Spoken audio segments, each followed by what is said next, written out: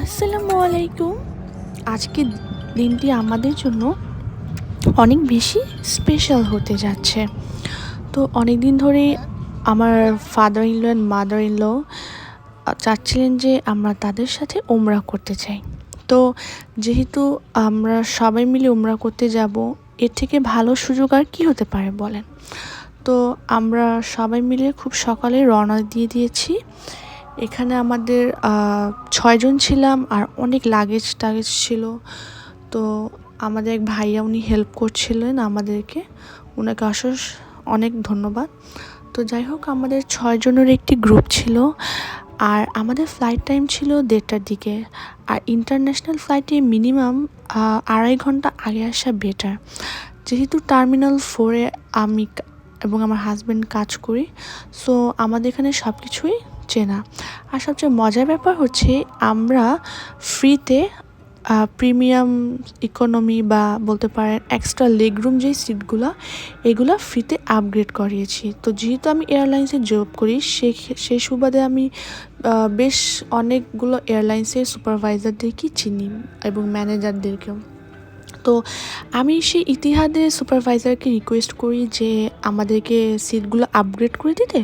তো এখানে প্রায় 6টা সিটের আপগ্রেড প্রাইস ছিল $600 মতো, প্লাস উনি আমাদেরকে এক্সট্রা একটা সিট ফ্রি দিয়েছেন যাতে করে আমরা আরেকটু কমফোর্টেবল যেতে পারি। সো এখানে অলমোস্ট প্রায় $700 মতো সিটের আপগ্রেড ছিল, যার কোনো এক্সট্রা টাকা উনি আমাদের থেকে নেননি।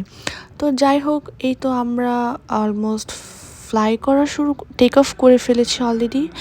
আর আরেকটা মজার জিনিস কি, যে আপনারা যদি একটা গ্রুপ যান, দেখা যায় যে অনেক লং জার্নি ফ্লাইটগুলো না খুব অতটা বোর ফিল হয় না। আর এখানে ওরা আমাদেরকে চিকেন বিরিয়ানি সার্ভ করেছে। তো আর এটা আমার ফেভারিট রাসবেরি ইয়োগার্ট। ইউজুয়ালি দেখা যায় যে এমিরেটস, ইতিহাদ ওরা এই ডিশটা ওরা সার্ভ করে থাকে, এটা অনেক মজার। আর এই ভিডিওটা আমি বানিয়েছি যে কিভাবে রাত থেকে ভোর হলো। দেখা যায় যে আপনারা ওই ভিডিওগুলো টাইম ল্যাপস দিয়ে বানাতে পারবেন, বাট ইতিহাদের একটা জিনিস যেটা আমার ভালো লাগেনি, পারলে আপনারাও অ্যাভয়েড করবেন, সেটা হচ্ছে যে ওরা এমিরেটস, কাতারের মতো আপনাকে খুব একটা খাবার দেবে না। যেমন আমাদের ফ্লাইটটা ছিল 12.5 ঘন্টার, এই 12.5 ঘন্টার মধ্যে ওনারা জাস্ট আমাদেরকে 2টা মিল দিয়েছে, কোনো স্ন্যাক্স বা কিছু দেয়নি। ফার্স্ট মিলটা আমরা পেয়েছি 1 ঘন্টা পর এবং সেকেন্ড বা লাস্ট মিলটা পেয়েছি আমরা 10 ঘন্টা পর। সো বুঝতে পারছেন যে আমরা অলমোস্ট 10 ঘন্টার মতো কোনো মিল পাইনি।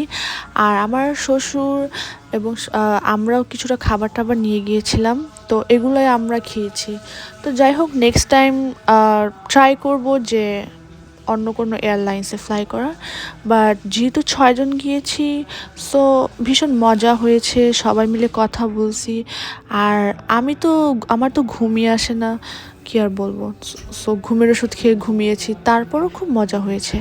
তো এই তো আমরা এরকম করতে করতে জেদ্দা এয়ারপোর্টে চলে এসলাম। তো এয়ারপোর্টটা মোটামুটি সুন্দর ছিল। এখানেও একটা দুবাই অ্যাকুরিয়ামের মতো একটা সুন্দর অ্যাকুরিয়াম ছিল, শার্ক ছিল, বেশ ভালোই লেগেছে। তো ইমিগ্রেশন আমরা ক্রস করে ফেলেছি, ব্যাগেজ ক্লেমের জন্য ওয়েট করছিলাম। আর এখানে মাহিরের একটা মামা থাকে, উনি বেশ ভালো একজন মানুষ।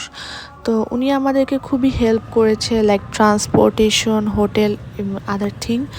আর হ্যাঁ, এই তো আমরা এরকম করতে করতে চলে আসলাম একেবারে জেদ্দা থেকে মক্কার কাছাকাছি।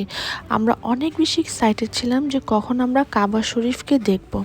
তো আপনারা যারা সেকেন্ড ভিডিওতে কাবা শরীফ এবং উমরা ডিটেলস বা ওখানে কিছু বাটপারও আছে, এসব অ্যাভয়েড কি করবেন না, ডুজ অ্যান্ড ডোন্ট, অবশ্যই কমেন্ট করবেন, বেশি বেশি কমেন্ট করবেন এবং ভিডিওটিতে লাইক দিবেন। আজকে এ পর্যন্তই, সবাই ভালো থাকবেন, নেক্সট ভিডিও দেখার অপেক্ষা করেন।